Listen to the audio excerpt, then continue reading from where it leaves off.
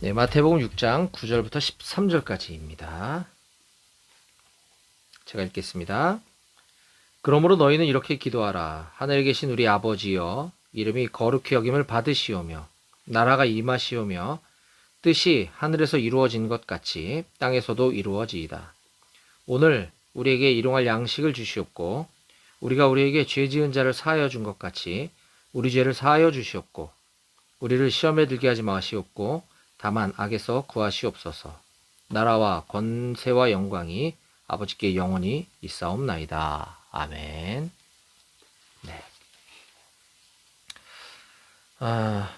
오늘은 너희는 이렇게 기도하라 라고 하는 제목으로 하나님의 말씀을 증거하도록 하겠습니다. 우리가 신앙생활을 할 때에 있어서 가장 중요한 것이 두 가지가 있다면 뭐니 해도 말씀과 기도일 것입니다. 우리는 지금 이 말씀과 기도에 대해서 계속해서 설교 시간에 제가 전하고 있는데요. 우리가 계속 제가 예전에 수년 전부터 계속 해오고 있던 요한복음 강해 설교 요즘 잠깐 멈추고 여러분들 이 신앙생활에 아주 기본적이고 핵심이 될 수 있는 뭐 사도신경이 뭔지, 말씀은 뭔지, 기도는 뭔지, 어떻게 하는 건지, 어떻게 말씀을 섭취하는 건지 이런 것들에 대해서 쭉 말씀으로 지금 전하고 있습니다. 요게 이제 좀 어느 정도 일단락이 되면 다시 요한복음 강해 설교로 갈 텐데요. 우리가 지난 시간에 말씀을 섭취하는 방법에 대해서 말씀의 손예화라고 함께 나눴고요. 또 기도하는 순서와 방법에 대해서 역시나 마찬가지로 기도의 손예화에 대해서 함께 나눈 적이 있습니다. 잠깐 복습을 해보면 말씀을 섭취하는 5가지 방법이 있다라고 했는데요. 새끼손가락부터 가장 힘이 약한 손가락부터 보면 듣기, 말씀을 듣는 것만으로는 힘이 약하다라는 걸 알 수 있죠. 그 다음에 읽기, 말씀을 읽는 것 역시나 조금 약합니다. 읽는 건 통독을 말하는 것이에요. 그 다음 공부하기, 공부하기. 그 다음에 암송하기. 그 다음에 묵상하기. 묵상 가장 중요하기도 하고 다른 손가락들과 연합이 다 가능한 것이 바로 묵상이죠. 그래서 이 중에 뭐 몇 가지만 해도 말씀을 이렇게 뭐 붙잡는 데는 뭐 크게 지장은 없겠으나 다만 사단이 와서 말씀을 쉽게 뺏어갈 수 있다. 2가지, 3가지만으로는 또 그 2가지가 어떤 손가락으로 잡느냐에 따라서 힘은 매우 약할 수도 있고 매우 강할 수도 있다는 것이죠. 가장 완벽한 것은 이 5손가락으로 말씀을 견고하게 붙잡을 때 빼앗기거나 하지 않을 수 있다. 그래서 우리는 말씀을 섭취할 때 이 듣기, 읽기, 공부하기, 암송하기, 묵상하기를 복합적으로 병행해서 하면 참 좋겠다 하는 말씀을 나눈 적이 있고요. 그 다음에 기도에 대해서, 기도하는 방법에 대해서 또 기도의 손예화를 통해서 나눴는데 기도에는 5가지 요소가 있다고 그랬습니다. 이번에는 중요한 첫 번째부터 기도의 5가지 요소로 첫 번째는 하나님을 경배하는 것, 찬양하는 것입니다. 찬양은 곡조 있는 기도라고도 하고요. 그런 찬양, 우리 아까 불렀던 이런 찬양, 곡조 있는 기도뿐만이 아니라 여기서 말한 경배, 찬양이란 주님은 아름다우신 분이십니다. 주님은 완전하신 분이십니다. 그 하나님이 내 아버지십니다라고 주님을 높여드리는 거, 이걸 경배 혹은 찬양이라고 합니다. 두 번째, 감사의 기도. 우리가 감사해야 될 이유와 조건들이 많이 있지만 좀 저차원적인, 뭐 오늘도 일찍 일어나게 해주셔서 감사합니다. 뭐 아픈 병을 낫게 해주셔서, 이건 물론 당연히 감사하지만 그보다 더 우선시돼야 될 것은 죽을 수밖에 없었던, 아니 죽음 가운데 있었던 나를 건져내시고 영원한 생명을 얻게 하시고 주님의 자녀, 주님의 제자가 되게 해주신 것에 대한 감사, 이 감사를 우리는 잊지 말아야 할 것입니다. 그 다음 3번째는 회개하는 기도, 자백하는 기도였고요. 4번째는 중보기도. 내 필요보다는 다른 사람들의 고통, 다른 사람들의 필요를 위해서 먼저 하나님께 구하는 기도, 이 중보기도죠. 그리고 나서 맨 마지막으로 해야 될 것은 바로 간구기도. 이게 우선순위에서 굉장히 뒤에 가 있는 것이고요. 전체적인 비중 중에 굉장히 약한 것이 간구죠. 나의 필요를 구하는 것. 근데 우리의 기도의 대부분 99.9%는 간구의 기도로 도배가 되어 있지 않나 싶습니다. 제가 터득한 좋은 방법 중에 하나는 간구의 기도 안 하는 건 아니죠. 하긴 해야 되겠죠. 그러나 이 앞에 있는 것들이 훨씬 중요하고 더 많은 시간 할애를 했으면 좋겠다라는 것이고요. 그러다 보면 자연스럽게 내 필요에 대해서 나의 기도 제목을 가지고 하나님께 기도할 때 조금 민망할 때가 있어요.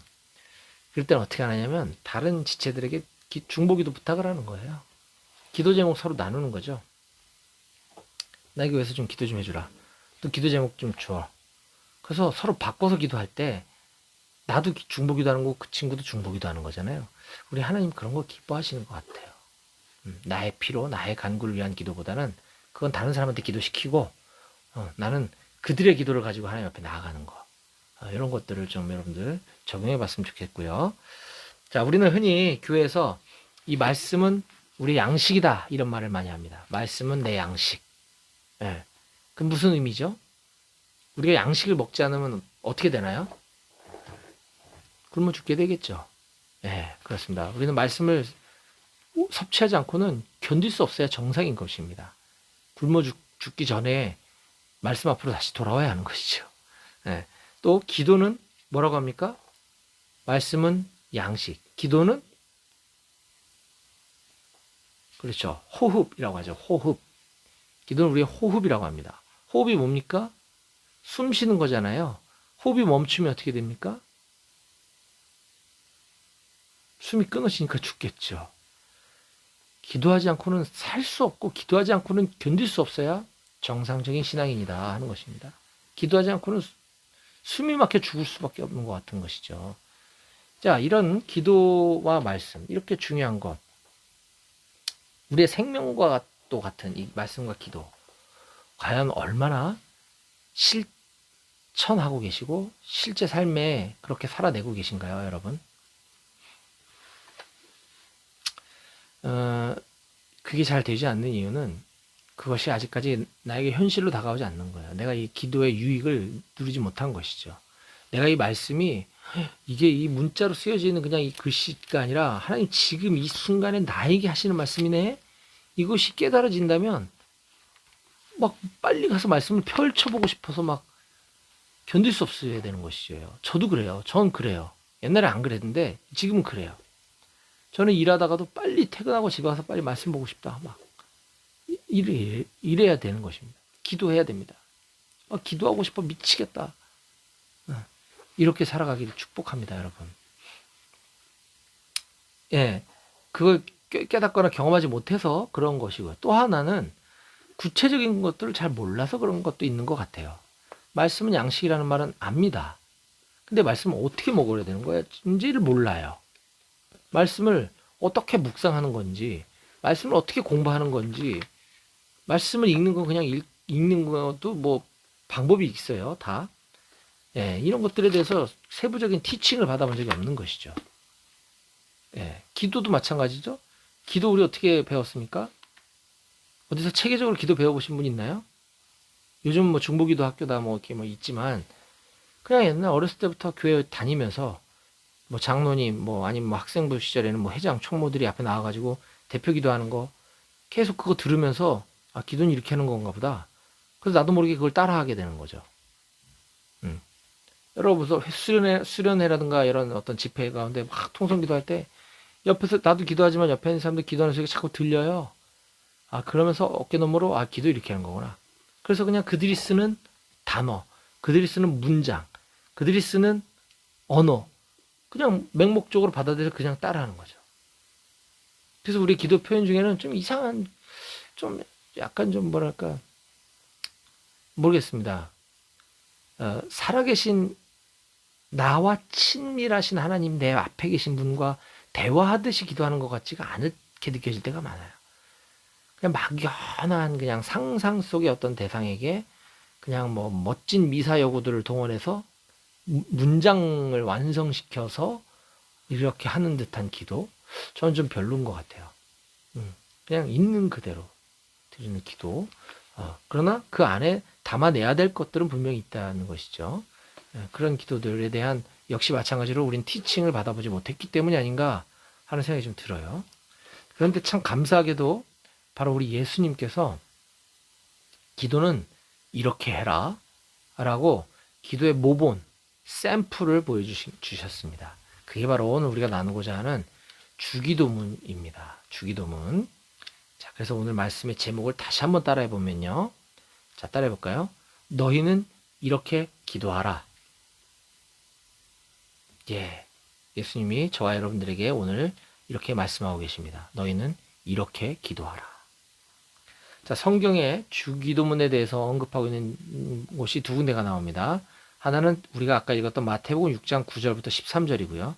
또 하나는 누가복음 11장 2절부터 4절에도 이 말씀이 기록되어 있습니다. 자, 근데 내용은 굉장히 유사하나 다른 부분이 조금 다르다기보다는 조금 분량의 차이가 좀 있고요. 또 하나는 이 각각 마태복음과 누가복음의 이 주기도문은 예수님이 어느 곳에서 누구에게 왜 말씀하셨는지가 다릅니다. 그래서 그걸 한번 좀 먼저 살펴봤으면 좋겠어요. 자, 마태복음 6장 9절은요. 우리가 아는 그 유명한 산상설교, 산상수훈이라고도 하는 마태복음 5장부터 7장까지가 산상수훈인데요. 그 안에 산상수훈 안에서의 어떤 하나의 일정 부분으로서 예수님이 이 기도에 대해서 가르쳐주고 계신 부분이다 하는 것입니다. 즉 산상수훈이 시작되는 5장 1절 말씀을 좀 보면요.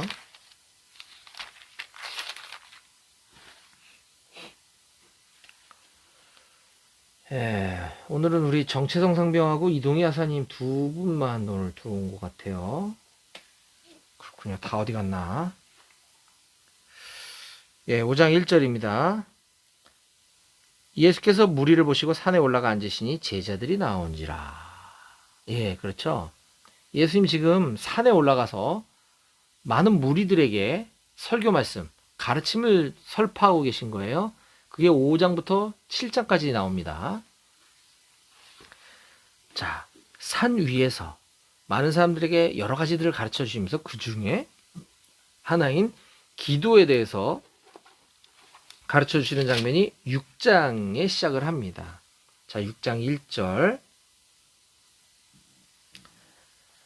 사람에게 보이려고 그들 앞에서 너희 의를 행하지 않도록 주의하라. 이렇게 시작하면서 쭉쭉쭉 가다가 이제 5절에 마태복음 6장 5절에 우리 채성이 잘 찾아주시는데 고마워요. 6장 5절, 6절, 7절, 9절. 좀 찾기 어렵나? 하나씩 그냥 6장 5절부터 7절에 보면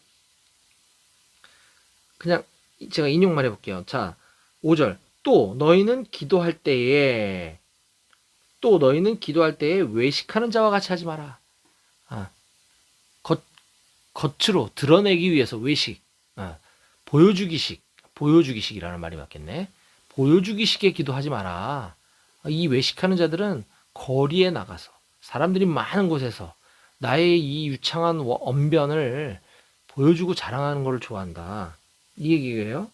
근데 그렇게 하지 말라고 말씀하시죠. 6절 또 너는 기도할 때에, 아까도 너희는 기도할 때에 5절에 6절에도 너는 기도할 때에 내 골방에 들어가 문을 닫고 은밀한 중에 계신 내 아버지께 기도하라. 은밀한 중에 보시는 내 아버지께서 갚으시리라. 아까와 대비되는 얘기죠. 하나님과 나와의 1대1 관계에서 기도가 중요하다는 겁니다. 물론 공예배 시간에 합심해서 하는 기도도 중요한데요. 그보다 더 많은 시간은 우리는 골방에서 1대1로 주님과의 기도의 시간을 독대해야 합니다. 왜요? 이렇게 여럿이 옆에 있는 자리에서는 나의 솔직한 이 심경, 나의 어떤 이 것들, 죄, 이런 고백, 자백, 이런 것들이 이게 잘 안 돼요. 그래서 혼자 있을 때 기도해야 합니다. 또 7절에 보면 또 기도할 때에 이방인과 같이 중언부언하지 말라. 그들은 말을 많이 해야 들으실 줄 생각하느니라. 이 말씀이 또 우리에게 이렇게 위로가 되면 곤란할 것 같아요. 그래. 기도는 길게 하지 말라 그랬어. 그래, 기도 짧게 하자. 짧게. 30초. 이런데 이렇게 적용하라는 뜻이 아니고 기도를 뭔가 길게 해. 아까 외식하는 자랑 비슷하게 뭔가 말을 많이 해야지 내가 기도를 좀 한 것 같고 하나님이 좀 들으실 것 같고 이래서 한 말도 하고 문맥이 앞뒤가 맞지도 않고 이 얘기했다가 저 얘기했다가 이 중언부언이라고 합니다. 그렇게 기도하지 마라. 하나님 말을 많이 해야 들어주는 분이 아니야. 이 부분은 우리들이 좀 눈여겨볼 필요가 있어요. 우리의 기도도 이와 같을 때가 저는 종종 있는 것 같아 보여요. 이렇게 예수님께서 또 너희는 기도할 때에, 너는 기도할 때, 또 기도할 때, 기도할 때, 기도할 때 계속 이렇게 말씀하시면서 9절에 드디어 그러므로 너희는 이렇게 기도하라 라고 하면서 예시를 예수님께서 샘플을 보여주고 계시는 것입니다. 즉 일반 사람들, 무리들, 회중들 앞에 제자들을 포함한 모든 많은 사람들 앞에 이 기도에 대해서 이 예시로 가르쳐주고 계신 부분이다라는 것입니다. 자, 반면 누가복음 11장 2절부터 4절을 보면요. 누가복음 11장 2절로 4절 말씀을 보면요. 1절부터 볼게요. 1절. 누가복음 11장 1절 111 예수께서 한 곳에서 기도하시고 마치심에 제자 중 하나가 여짜오되 주여 요한이 자기 제자들에게 기도를 가르친 것과 같이 우리에게도 가르쳐 주옵소서. 자, 예수님은 지금 설교하러 산 위에 올라가고 계신 것이 아니고요. 어떤 한 장소, 어느 한 곳에서 기도하시고 마치셨다 그랬어요. 기도가 끝나자마자 마치 예수님이 기도 끝날 때까지 기다렸던 어떤 한 제자가 끝나자마자 가서 주님, 저기 요한 선생님은 제자들에게 기도를 가르쳐 줬다고 하는데 우리에게도 기도를 좀 가르쳐 주세요. 라고 하자 예수님이 가르쳐 주신 기도가 바로 2절에서 4절에 나오는 말씀입니다. 다르죠? 장소가 다르고 대상이 다르고 내용도 약간 짧아요. 누가복음의 기도는. 자, 그런데 내용 거의 똑같거든요. 예수님은 산상에서 기도에서 가르치실 때도 이와 같은 기도를 얘기하셨고요. 제자가 원포인트 레슨 좀 해주시죠. 라고 할 때도 이 기도문을 주셨단 말이에요. 그렇다고 한다면 지금 제가 또는 여러분이 주님, 저에게 기도를 좀 가르쳐 주세요. 그럼 또 이 얘기를 하실 거란 말이에요. 중요하다는 얘기죠. 그만큼. 그러면 우리가 그냥 맹목적으로 주일날 이제 다 같이 주기도문 하심으로 오늘 예배를 모두 마치겠습니다. 이렇게 맹목적으로 중연불 외우듯이 이렇게 주기도문을 해야겠습니까? 아니면 그 의미를 잘 기억하고 예수님 나에게 이렇게 기도하라고 가르쳐 주셨기 때문에 우리가 그렇게 기도를 해야 하겠습니까? 당연한 질문을 하고 있는 것이죠. 자, 그렇다고 한다면 누가복음의 주기도문과 마태복음의 주기도문 중에 분량이 다소 너무 짧은, 누가복음은 너무 짧고요. 우리가 예배 시간에 암송하는 거와 거의 유사한, 예전에는 거의 이렇게 했는데 지금은 이제 좀 개정된 새로운 번역으로 우리가 하잖아요. 그래서 어쨌든 마태복음 6장에 나와 있는 그 주기도문의 내용을 가지고 우리가 좀 살펴보는 시간을 갖도록 하겠습니다. 자, 먼저 마태복음 6장 9절입니다. 그러므로 너희는 이렇게 기도하라. 하늘에 계신 우리 아버지여, 이름이 거룩히 여김을 받으시오며. 자, 여기서 우리가 바로 기도하는 대상이 누군가에 대해서 이야기해 주고 있습니다. 하늘에 계신 우리 아버지, 이름이 거룩히 여김을 받으시는 분, 주님의 이름이 높임을 받으시옵소서. 주님의 이름이 거룩히 여김을 받으시옵소서. 주님을 경배, 찬양, 아까 말씀의 손 예화, 기도의 손 예화에서 첫 번째가 경배, 찬양이었잖아요. 바로 그런 기도인 것이죠. 그런데 우리가 기도하는 그 대상은 누구냐면 하늘에 계신 분, 그분. 거룩하신 분. 그분은 우리와 대화하기를 원하십니다. 우리의 기도를 기다리고 계십니다. 우린 그분께 기도하는 것이고요. 더 다행스러운 것은, 더 감사한 것은 그분이 내 아버지라고 하는 사실입니다. 네. 여러분들 아버지하고 입 꾹 다물고 말 한마디 안 하고 살면 곤란합니다. 우리 하나님과 말 한마디 하고 살지 않는다면 아버지라고 얘기할 수 곤란하지 않을까 싶습니다. 자, 그 다음 10절 나라가 임하시오며 뜻이 하늘에서 이루어진 것 같이 땅에서도 이루어지이다. 네. 예수님께서는 공생의 사역 기간 동안 이 땅에 계시면서 하나님 나라의 도래, 천국에 대해서 참 많은 가르침을 주셨습니다. 4장 17절에 가보면요. 마태복음 4장 17절에 보면요. 이때부터 예수께서 비로소 전파하여 이르시되 회개하라 천국이 가까웠느니라 하시더라. 예, 이때부터 예수님은 천국 복음을 전파하기 시작하셨습니다. 회개하라 천국이 가까웠다. 예, 라고 말씀하시면서 다시 10장 5, 6, 7절로 가보면요. 마태복음 10장 5, 6, 7 마태복음 10장 5, 6, 7절은 예수님께서 제자들을 잘 훈련시키고 무장시켜서 이제 사역지로 보냅니다. 가서 선교하고 와 라고 하시면서 뭐라고 말씀하시는지 들어보겠습니다. 5절 10장 5절 예수께서 이 12를 내보내시며 명하여 이르시되 이방인의 길로도 가지 말고 사마리아인의 고을에게도 들어가지 말고 오히려 이스라엘 집에 잃어버린 양에게로 가라. 가면서 전파하여 말하되 천국이 가까이 왔다 하고. 네. 아까 예수님은 직접 회개하라 천국이 가까웠느니라. 지금 제자들을 파송하시면서 너희들은 지금 이스라엘의 집에 잃어버린 양에게로 가서 이렇게 전파해서 말해라. 천국이 가까이 왔다. 되게 중요하기 때문에 예수님이 이렇게 가르치신 것이죠. 천국, 하나님 나라, 그것이 가까이 왔다고 말씀하시는데 그게 과연 뭐냐?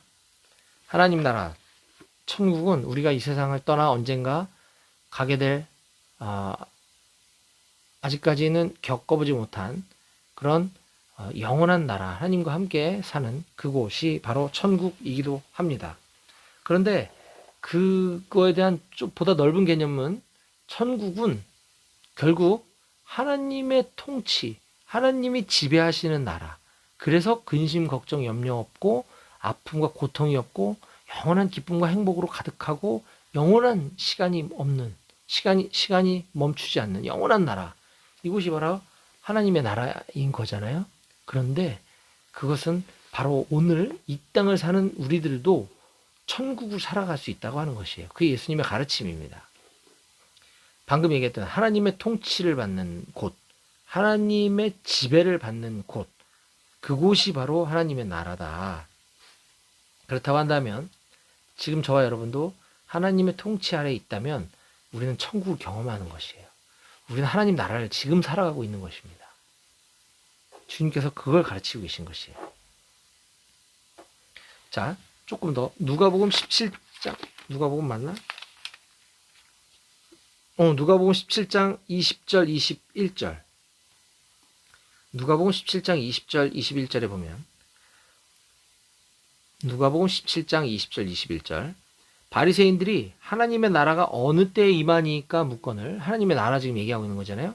하나님의 나라가 언제 옵니까? 묻거늘 예수께서 대답하여 이르시되 하나님의 나라는 볼 수 있게 임하는 것이 아니요 또 여기 있다 저기 있다고도 못하리니 하나님의 나라는 너희 안에 있느니라. 네, 이게 바로 그 말씀이거든요. 하나님의 지배를 받는 너희 안에 하나님 나라가 있는 것이야. 우리가 군사 훈련을 할 때 무전기를 들고 나가지 않습니까? 실전은 더 마찬가지겠죠. 무전기에 상급 부대와 상급 지휘관과 주파수를 일치해 놓지 않으면 우리는 임무 수행을 할 수가 없습니다. 우리는 주파수를 일치해야만 하는 것이고요. 또한 그 다음 중요한 것은 무선 통신 축선상에 항상 대기하고 있어야 합니다. 주파수만 맞춰놓고 무전을 안 받아. 이게처럼 열불나고 속 터질 일이 없어요. 저도 예전에 군생활 해봤기 때문에 알아요. 항상 언제 무전이 날라올지 모르기 때문에 통신 축선상에 대기하라 하지 않습니까? 주파수를 맞춘다. 그리고 항상 언제 임무가 떨어지는지 기다린다. 그 다음에 임무가 떨어졌어요. 그러면 주파수 맞춰놓고 대기만 하고 있으면 뭐합니까? 임무가 떨어졌을 때 그 임무를 수행해야 되잖아요. 그렇죠? 이게 바로 하나님의 나라를 사는 사람들의 모습이다라는 것이죠. 하나님의 지배를 받는 사람들, 하나님의 통치를 받는 사람들, 하나님 나라를 이미 이 땅에 살아가고 있는 저와 여러분들은 우리의 모든 주파수, 우리의 시선을 주님께로 고정해야 하는 것입니다. 모든 시선을 주님께 맡기고, 아까 우리 찬양 불렀죠? 네, 우리의 시선을, 우리의 주파수를 주님께 맡기고, 통신 축선상의 대기, 항상 하나님이 우리에게 언제 말씀하시나, 그건 기도와 말씀을 통해서 임무를 받을 수 있습니다. 그러면 우리는 그것을 순종하며 살아내는 것이죠. 그것이 바로 이 땅에서 천국을 살아가는 줄로 믿습니다.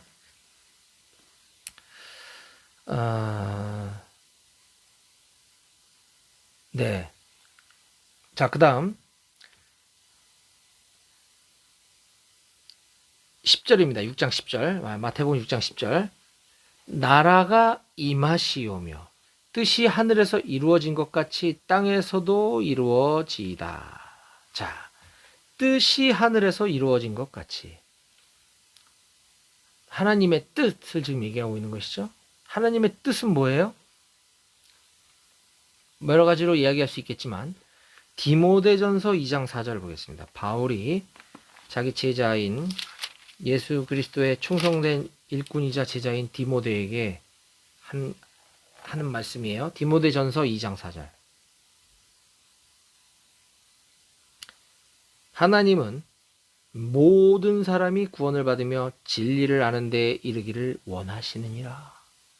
이것이 하나님의 뜻입니다. 모든 사람이 구원받기를 원하시는 거죠. 진리이신 말씀, 진리이신 예수 그리스도를 알기를 원하신다. 이게 하나님의 뜻이죠.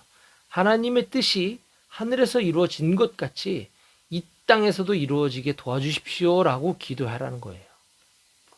나만 믿고 끝내지 말라는 겁니다. 이게 우리가 기도해야 될 내용이고요. 또 11절, 마태복음 6장 11절. 오늘 본문을 많이 인용해서 최성희가 좀 바쁘게 하는 것 같은데, 마태복음 6장 11절로 다시 본문으로 돌아와 보면요. 오늘 우리에게 일용할 양식을 주시옵고 라는 말씀이 나와요. 이 부분에 대해서 우리가 잘 해석해야 합니다. 오늘 우리에게 일용할 양식을 주시옵고. 우리는 매일매일 우리에게 필요한 양식을 구해야 합니다. 우리의 간구의 기도도 필요합니다. 아까 기도의 손 예화에서 가장 새끼손가락 마지막 해야 될 거 간구의 기도라고 했죠. 예, 일용할 양식으로 표현되고 있는 우리의 모든 어떤 간구의 소원의 제목들 기도하라는 겁니다. 예, 먹을 거 입을 것도 포함되겠죠. 하지만 더 중요한 건 여기에 오늘 나에게 필요한 양식을 주시옵고라고 얘기하지 않고요. 그렇게 하나님 예수님 가르치시지 않았고요. 오늘 우리에게 일용할 양식을 달라 이렇게 기도하라고 말씀하셨어요. 저는 이것이 더 중요하다고 봅니다. 자, 우리는 이미 6.25 전쟁을 겪으면서 아주 전 세계 후진국, 정말 폐허가 됐던 시절을 불과 우리 부모님 세대들이 겪었어요. 여러분들의 부모님은 아닌 것 같은데 할아버지라고 할까? 어쨌든 그리 멀지 않은 시절에 우리는 그렇게 못 살았던 적이 있었단 말입니다. 그런데 이제 경제 성장을 이루고 어느 정도 먹고 살만해요. 우리 주변에 굶어 죽는 사람은 없는 것 같아요. 그러니까 이제 나의 사치와 나의 만족과 나의 쾌락을 위해 나의 어떤 유익을 위한 기도로 바뀌었단 말이에요. 하지만 우리는 먹고 살만할지 몰라도 지금 이 시간에도 이 지구촌 어딘가에서는 구석구석 어딘가에서는 배가 고파서 굶어 죽고 있는 영혼들이 있다고 하는 사실을 여러분들 알고 계십니까? 그렇다면 우리가 뭘 해야 되겠어요? 할 수 있으면 우리의 재정을 그들에게 흘려보내주면 더 좋겠고요. 기도도 해야 되겠죠. 그들을 위한 기도. 그거 하라는 겁니다. 지금 지구촌 전 세계 어딘가에서는 하루에도요, 매일매일 10만 명이나 되는 숫자가 배고파서 죽는다 그래요. 교통사고, 노화로 인한 뭐 이런 자연사 뭐 이런 거 말고 기아로 굶어 죽는 사람이 하루에 10만 명. 하루 24시간 나누기 60분, 나누기 60초 하면 하루에 10만 명이라는 숫자는요. 째깍 째깍 째깍 째깍 째깍 5초마다 한 명이 죽고 있다는 사실입니다. 무섭지 않나요? 1초, 2초, 3초, 4초, 5초 이 순간에도 어느 누군가는 배가 고파서 굶어 죽었다는 거예요. 여러분, 오늘 우리 지구촌 굶주린 불쌍한 영혼들에게 일용할 양식을 주십시오, 주님. 이런 기도의 지경까지 나아가는 우리 모두가 되었으면 좋겠습니다. 자, 다음으로 우리가 기도할 때 용서에 대해서 기도하라고 주님이 가르쳐주고 계십니다. 용서 12절입니다. 마태복음 6장 12절. 우리가 우리에게 죄 지은 자를 사하여 준 것 같이 우리 죄를 사하여 주시옵고. 네. 자, 지금 나에게 어떤 잘못을 저지른 사람이 있다고 가정해 봅시다. 그 사람을 어떻게 하면 좋겠습니까? 첫 번째, 똑같이 갚아준다. 본때를 보여준다. 두 번째, 용서해준다. 용서해주라는 겁니다. 한번 용서해줬습니다. 그러면 이제 후회하고 좀 새 사람이 되길 기대하는 마음으로 용서해줬겠죠? 근데 이 사람이 또 똑같은 잘못을 나에게 또 했습니다. 그때는 어떻게 합니까? 이제 말로 해서 안 되니 좁혀준다? 안 됩니다. 네. 예수님이 어떻게 하라고 말씀하시는가 보겠습니다. 마태복음 18장 21절, 22절. 마태복음 18장 21, 22절. 그때 베드로가 나와 이르되 주여 형제가 내게 죄를 범하면 몇 번이나 용서해 주리까? 7번까지 하오리까? 예수께서 이르시되 내게 이르노니 7번뿐 아니라 7번을 70번까지라도 할지니라. 77, 49, 490번까지라도 용서해라는 거예요. 딱 490번만 하라는 말씀은 아니죠. 그냥 계속 용서하면 안 되겠니? 네. 계속 용서해야 돼 라고 하는 거예요. 왜 그래야만 하죠? 어떻게 그럴 수 있겠죠? 바로 그 뒤에 예수님이 다음과 같은 놀라운 비유를 말씀하고 계십니다. 이거 좀 긴데 죄송한 내가 그냥 읽어줘도 되고 올려줘도 되는데 좀 길어요. 제가 빨리 읽을 거예요. 마태복음 18장 23절에서 35절까지. 네. 왜 나에게 반복적으로 잘못하는 사람을 계속 용서해주라. 70번씩 7번, 490번까지도 계속 용서해줘야 되는가. 그 이유가 더 중요한데 마태복음 18장 23절부터 35절 끝까지 제가 빨리 읽어볼게요. 그러므로 연결되는 말이에요. 그러므로 천국은 그 종들과 결산하려 하던 어떤 임금과 같으니 결산할 때에 10,000달란트 빚진 자 하나를 데려오매 갚을 것이 없는지라.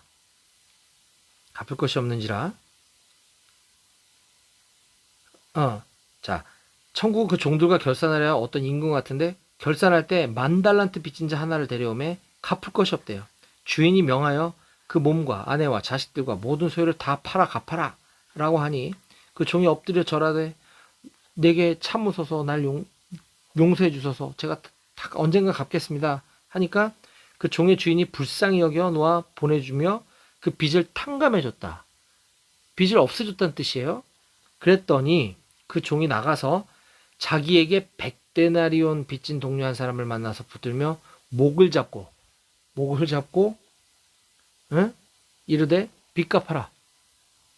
그랬더니 그 동료가 엎드려 간구하되 나에게 참아주셔서 제가 갚겠습니다. 꼭 자기가 했던 말과 똑같은 말을 지금 자기한테 하고 있는 거죠. 그랬더니 허락하지 아니하고 이에 가서 그가 빚을 갚도록 감옥에 가둬버렸어요. 고소해버렸어요.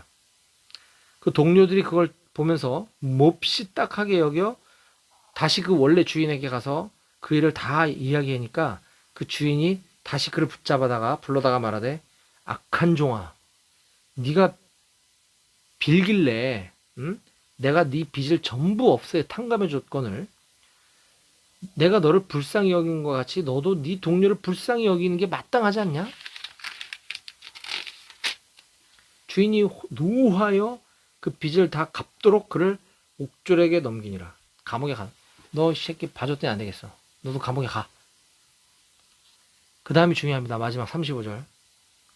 너희가 각각 마음으로부터 형제를 용서하지 아니하면 나의 하늘 아버지께서도 너희에게 이와 같이 하시리라. 아멘? 네. 무서운 말씀입니다. 이거 빚 갚은 사람 빚 한 값이 좀 더 이 차원이 아니에요. 용서해줬다는 거예요. 자, 여러분. 저와 여러분들은, 자, 우선 여기서 우리가 좀 체감이 와야 되기 때문에, 이 10,000달란트 빚진 자, 10,000달란트의 빚을 탕감받았다. 라고 하는 것은요, 근로자, 일반 직장인들의 16만 년, 맞나? 16만 년 너치의 연봉에 해당되는 금액이라 그래요. 상상을 초월하는 뭐 몇 천억, 몇 조 원인지 모르겠어요. 그러니까 그냥 이해하기 쉽게 환산해 보면 16만 년의 연봉에 대한 것을 빚이 그만큼 많았다는 건데 그걸 없애준 거예요. 그랬더니 자기가 나가서 100데나리온 빚진 자에게 빚 갚아라 멱살 잡고 막 감옥에 가뒀다 그랬죠? 100데나리온은요. 100일치 1데나리온이 하루 품삯 일당이거든요. 연봉의 4분의 1밖에 안 되는 돈, 그 빚 갚으라고 지금 저 난리를 치는 거예요. 너무하죠? 너무해 보이죠? 우리가 그런 자라는 겁니다, 우리가. 주님은, 하나님 아버지께서는 10,000달란트하고는 비교조차 되지 않을 정도로 그 지울 수 없는 죄, 그 빚을, 우리의 죄를 탕감해 주시기 위해서 주님을 빚 갚으라고 이 땅에 내려보내신 거예요. 우리가 죽음으로 빚을 청산해야 되는데 주님이 오셔서 대신 죽어주시면서 우리의 빚을 탕감해 주신 거거든요. 그 빚 탕감받은 종인 우리가 우리 조금 자존심 상하게 우리 좀 화나게 했다 그래서 막 하잖아요. 뭐가 다릅니까? 바로 우리의 모습이죠. 이 말씀 잘 기억하셨으면 좋겠어요. 그래서 기도할 때 용서를 꼭 구해라. 용서에 대해서. 오늘 우리가 우리에게 죄 지은 자를 사하여 준 것 같이 우리 죄를 사하여 주옵시고. 여기서는 순서가 뒤바뀌었죠. 우리가 우리에게 죄 지은 자를 용서해 준 것처럼 우리 죄를 용서해 주라고. 내 죄는 나는 용서해 주지도 않아 놓고서 무슨 용서를 해달라고. 이건 더 어려운 기도예요, 사실은. 주님, 제가 먼저 이렇게 했지 않습니까? 주님, 저의 죄를 용서해 주세요. 이게 참된 회개의 기도인 것입니다. 자, 마지막으로 예수님 가르쳐 주신 기도의 마지막 부분 13절입니다. 우리를 시험에 들게 하지 마시옵고, 마태복음 6장 13절, 우리를 시험에 들게 하지 마시옵고 다만 악에서 구하시옵소서. 나라와 권세와 영광이 아버지께 영원히 있사옵나이다. 아멘. 우리를 시험에 들게 하지 말아 주세요, 주님. 네. 이 세상에 시험이 없고 근심이 없는 곳은 없습니다. 그렇죠? 그런데 우리는 늘 그런 세상, 그런 삶을 꿈꿉니다. 우리가 직장에 들어가서 직장 상사 혹은 동료들과의 관계 때문에 힘들어서 직장을 때려칩니다. 더 나은 직장, 여기서 말하는 더 나은 직장이란 돈을 많이 주는 직장일 수도 있겠지만 그 일에 대한 스트레스, 업무 프레셔 이런 것들이 없고 좋은 사람들만 있는 그런 근무 환경을 우린 찾아서 이직을 하지만 거기서 그런 사람 또 있습니다. 또 그만둡니다. 시험 걱정 근심이 없는 곳은 없습니다. 그렇기 때문에 우리는 이런 시험에 빠져들지 않도록 기도하는 것이 중요합니다. 시험은 존재합니다. 근데 거기에 내가 함몰되지 않도록 기도하라는 것입니다. 시험 괜찮아? 와, 컴온. 난 기도하면 돼. 이런 것이 중요하다. 예수님께서도요, 십자가 달려 돌아가시기 전에 사랑하는 제자 베드로에게 시몬아, 사탄이 너희를 밀가부르듯 하려고 요구했으나 너희를 내가 저것들 좀 이렇게 하겠다고 나한테 요구했지만 그러나 내가 너희를 위하여 네 믿음이 떨어지지 않도록 기도하고 있다. 그러니 너는 돌이킨 후에 가서 네 형제들을 굳게 하라. 믿음에 굳건하게 해라. 라고 말씀하시는 거예요. 당신의 사랑하는 제자들을 시험에 빠지지 않도록 간구하셨던 그 주님이 저와 여러분들도 위해서도 기도하고 계시고요. 그렇다고 한다면 우리도 또한 우리를 시험에 빠지지 않게 해달라고, 우리 동료들이 시험에 빠지지 않게 해달라고, 믿음의 시험에 빠지지 않게 해달라고, 믿음을 더 굳건하게 해달라고 다 마땅히 구하는 기도를 드려야 하는 것입니다. 사랑하는 여러분, 우리의 평상시의 기도의 모습과 좀 많이 다르지 않나요? 주님은 이렇게 기도하라고 우리에게 가르치셨는데 우리는 우리 뜻대로 기도하고 있지는 않았나요? 이제 우리의 기도의 습관과 우리의 기도의 내용을 주님이 말씀하신 것처럼, 그러므로 너희는 이렇게 기도하라, 이렇게 기도할 수 있게 되기를 주님의 이름으로 간절히 축원합니다. 기도하시겠습니다.